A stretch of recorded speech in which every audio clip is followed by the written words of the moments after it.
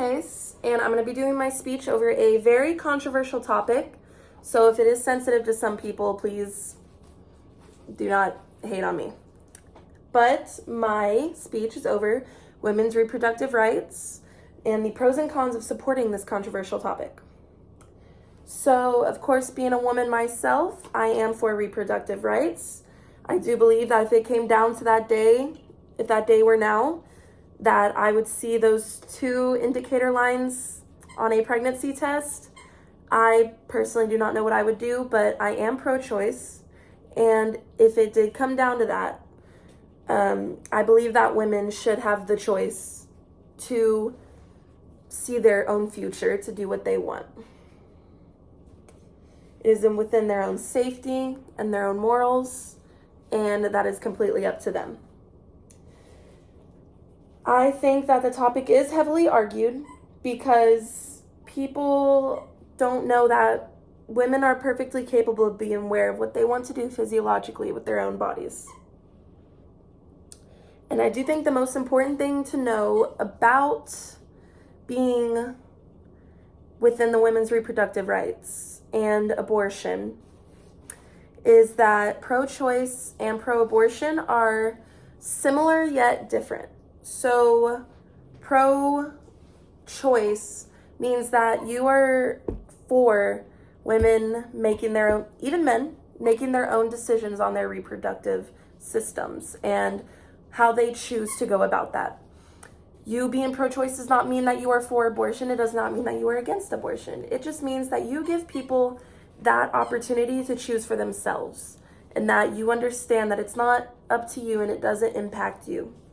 Being pro-abortion falls under pro-choice in the sense that pro-abortion obviously means that you are for abortion, that you yourself would get one, or that you do support abortions taking place under certain circumstances.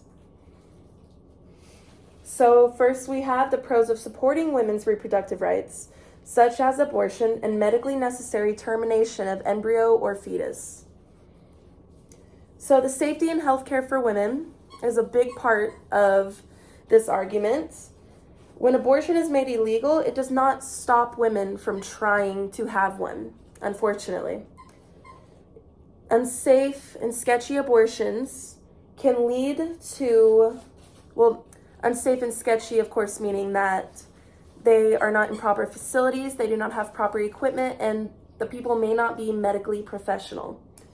These can lead to women having botched abortions, infertility, failed abortions that lead to babies being born with disabilities, and possibly even death to the woman getting the procedure done.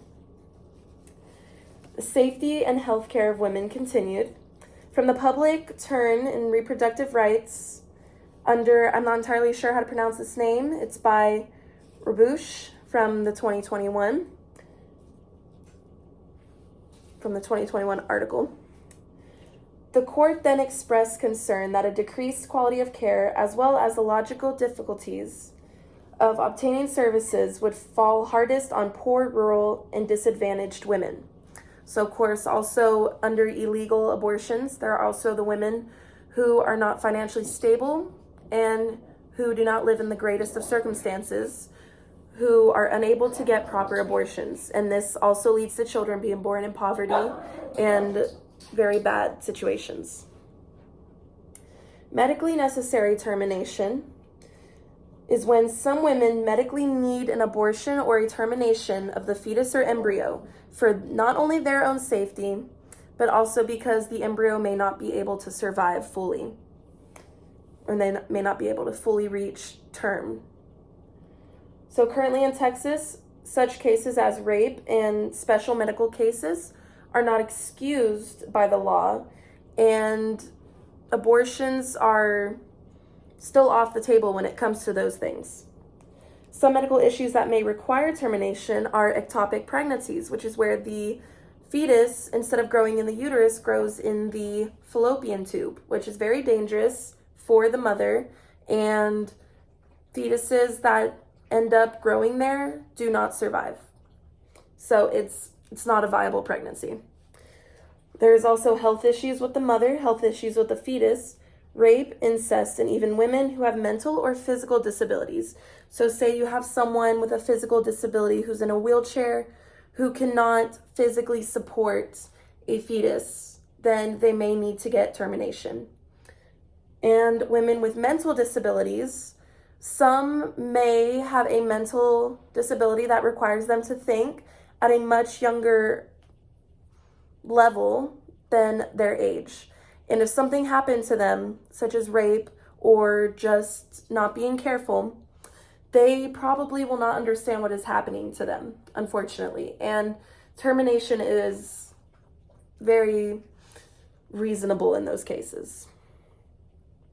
All reasons are very serious and can harm the mother carrying the fetus, which is why termination is sometimes necessary.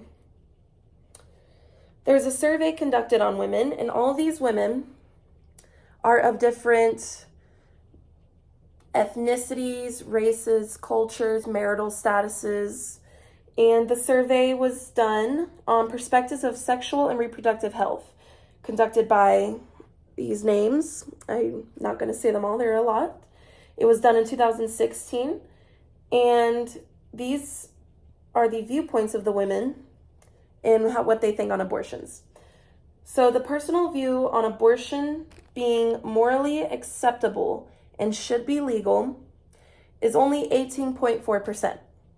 But personally against abortion, but government should not prevent a woman from making that decision. That is at 50.6%.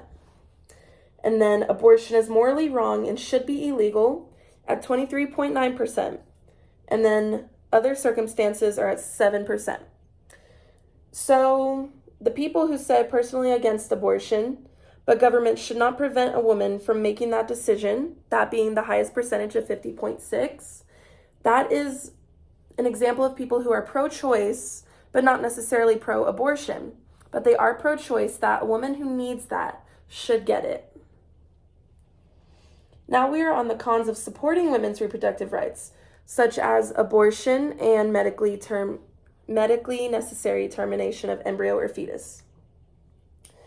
There is religious bias. So of course, some, if not most, religions are against the termination of pregnancies. And supporting abortion can lead to those of certain religious standing to judge your morals and views of life, which of course does not define you or your religion, but some religions do judge against that. And if that is your religion, that's perfectly fine. Everybody is entitled to believe what they want to believe, and that is of course still under pro-choice. So you may even struggle personally with choosing between your own personal beliefs and your religion, whether it accepts those medical necessities or not. At the end of the day, you do what makes you feel best. You follow your religion. Don't listen to others who may want to persuade you in another way. Just believe what you want to believe. Possible complications. These are major cons, of course, of abortion, as there are complications that can occur while performing an illegal and unsafe abortion. There can also be complications that arise with abortions that are performed professionally, which, of course, there are always medical issues that can arise with any procedure. But abortions that are done professionally minimize the risks of these complications greatly when it is made legal and you have proper medical professionals, medical facilities, and tools to do the procedure.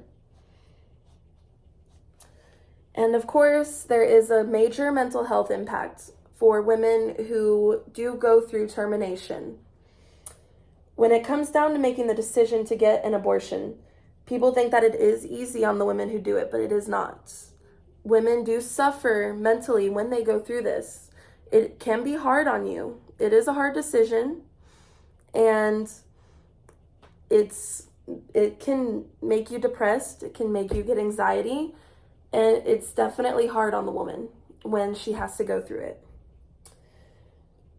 Just don't be hard on the women in your life who do get it, or other women that you may not know. It does not make them any less human, does not make them any less of a good person. Sometimes people have to do what they think is best for themselves. So, in conclusion to this speech, yes, it was very controversial, and I do understand that it was a very strong topic to choose, but I do think that it is important to talk about. We need to start becoming more educated on ways to support and help women who are in these situations. I personally have not been in this situation, but I do have friends who have been, and I wish that they had more help than what they did. Some got enough help, and some did not get what they needed.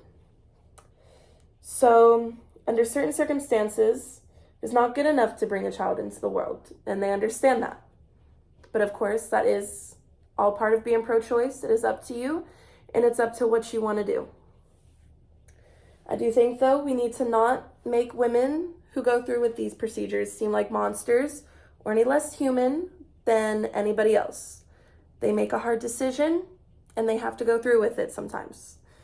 And I think that was the whole point of this speech, weighing out the pros and cons, that at the end of the day, pro-choice means that you allow people to do whatever they want with their own body and their own reproductive rights.